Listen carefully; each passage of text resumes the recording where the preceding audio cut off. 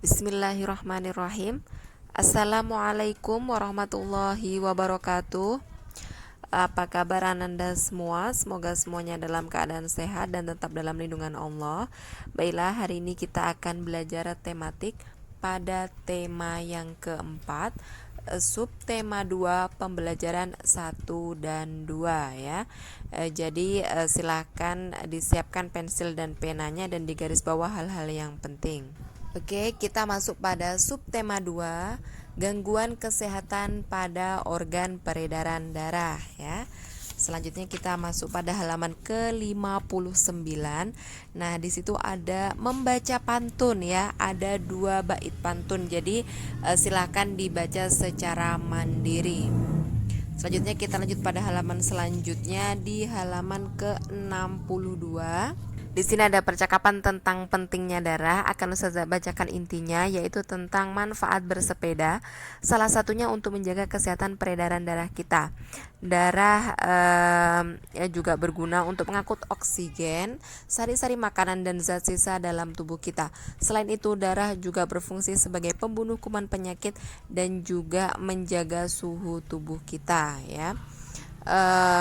Kalau misalnya aliran darah kita tidak lancar, itu bisa mengakibatkan gangguan penyakit ya. Salah satunya yaitu penyakit ginjal, kencing manis, jantung dan stroke ya. Jadi kita harus rajin berolahraga. Oke, kita lanjut pada halaman selanjutnya di halaman 64. Di sini ada gangguan peredaran darah. Yang pertama ada hipertensi ya.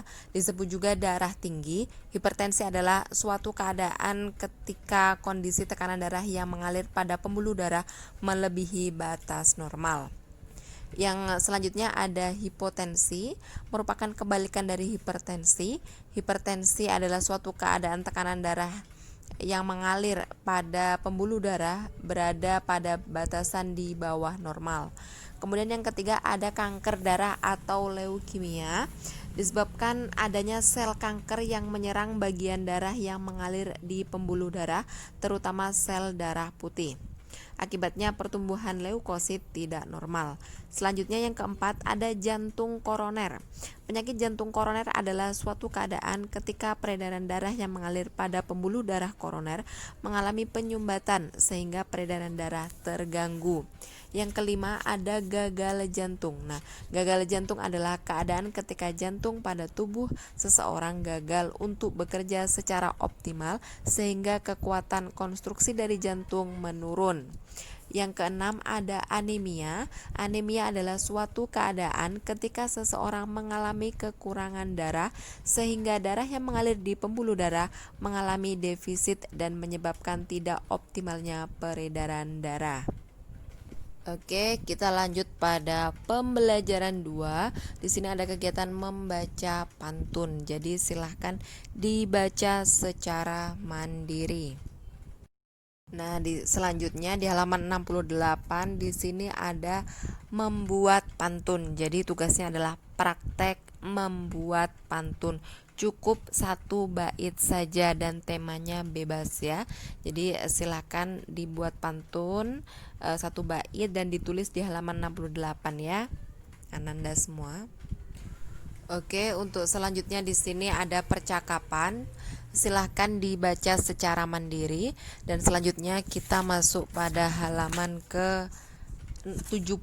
Di sini ada penyakit stroke ya.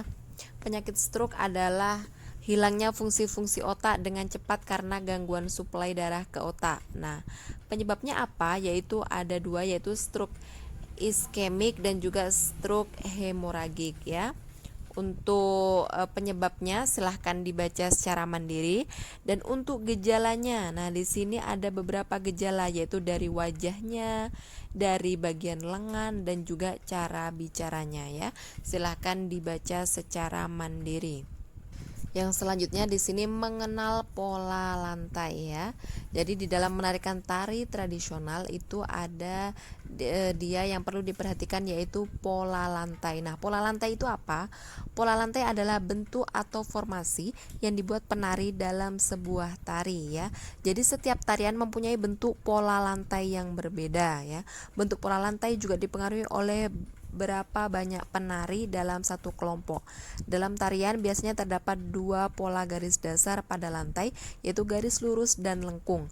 Pola garis lurus terdiri atas pola lantai horizontal, vertikal, dan diagonal. Nah, selanjutnya di sini pada halaman ke-73 di sini ada kegiatan ayo mengamati tentang macam-macam pola lantai. Oke, bisa dilihat di situ yang untuk gambar pertama di situ ada tari saman ya. Pola lantainya dia berbentuk lurus. Yang kedua ada tari pendet, dia pola lantainya berbentuk melengkung. Yang ketiga ada tari lilin, pola lantainya berbentuk persegi panjang. Oke, untuk Ananda semua, demikianlah untuk pembelajaran kita. Pada subtema 2 pembelajaran 1 dan 2, Ustazah mengingatkan kembali untuk tugasnya, yaitu tugas praktek membuat pantun pada halaman ke-68 ya. Temanya bebas, 1 bait saja ya, langsung ditulis di buku paket.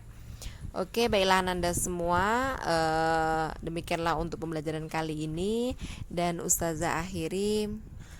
Wassalamualaikum warahmatullahi wabarakatuh.